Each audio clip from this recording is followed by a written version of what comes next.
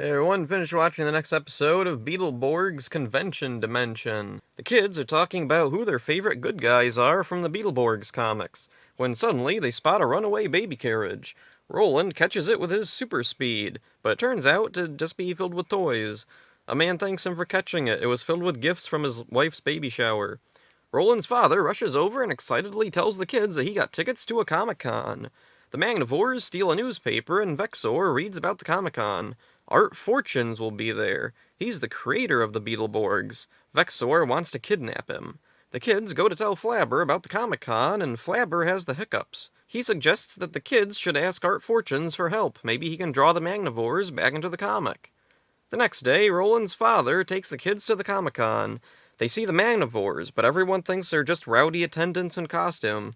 The kids slip away to transform. Inside the convention center, we see a bunch of costumed characters. First is the Tick. The kids transform and go out to look for the Magnivores, but a woman chases them for not having attendee tags or something? I don't know. While running away, the Beetleborgs bump into Noxic, Typhus, and Jara, but they're in such a rush they don't even notice. We then get a Scooby-Doo hallway gag. Sure, why not?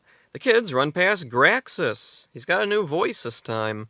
Eventually, the kids lose the woman who was chasing them and de-transform and go to meet Art Fortunes. On the way, they meet Spider-Man. The Magnivores show up and kidnap Art Fortunes, who at first thinks it's just a skit and plays along.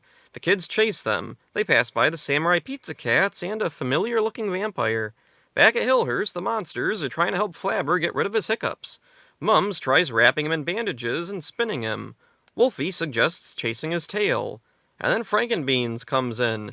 He pulls out a medieval axe and suggests Flabber cut off his head. Back at Comic-Con, Typhus brings out an army of monsters from the comics. Flabber contacts the kids and says just this once they can call on their own superheroes.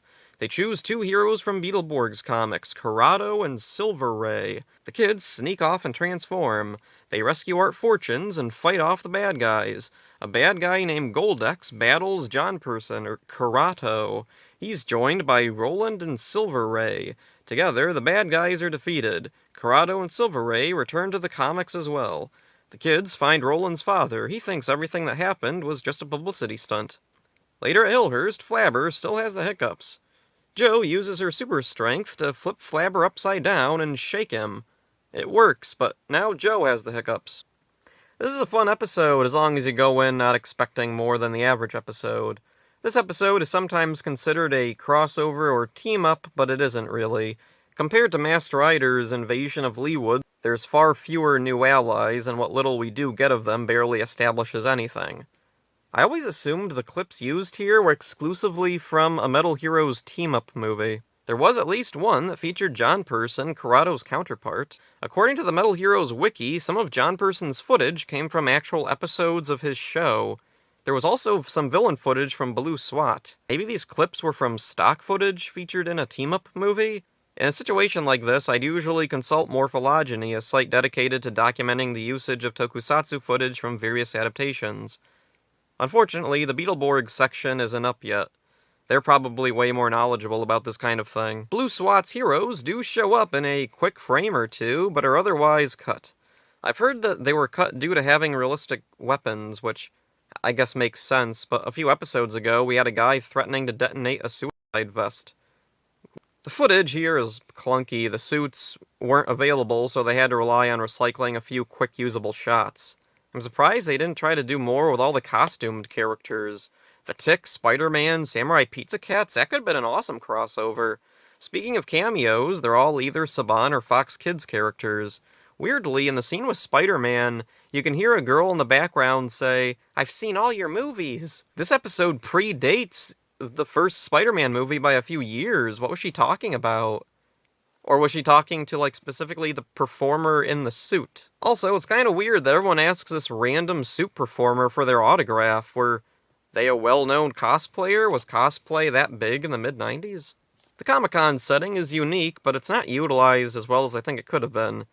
If I were to imagine a fight scene at a Comic-Con, it'd be more like the Simpsons episode with Dan Klaus, Art Spiegelman, and Alan Moore all turning into superheroes and fighting with Comic Book Guy. Art Fortunes makes his debut. He's played by Riggs Kennedy. Riggs Kennedy has had many roles dating back to the 70s, starting out mostly in exploitation and horror films before breaking into more mainstream fare. Flabber's B-plot about having hiccups is fine, but completely disconnected. It's really funny, but it gets overshadowed by the Comic-Con plot. Another fun episode, not perfect, but pretty good. So far, there's only been a few really weak episodes. Not bad for nearly 20 episodes. So that's it for this one. Hope you enjoyed it. See ya. Yeah!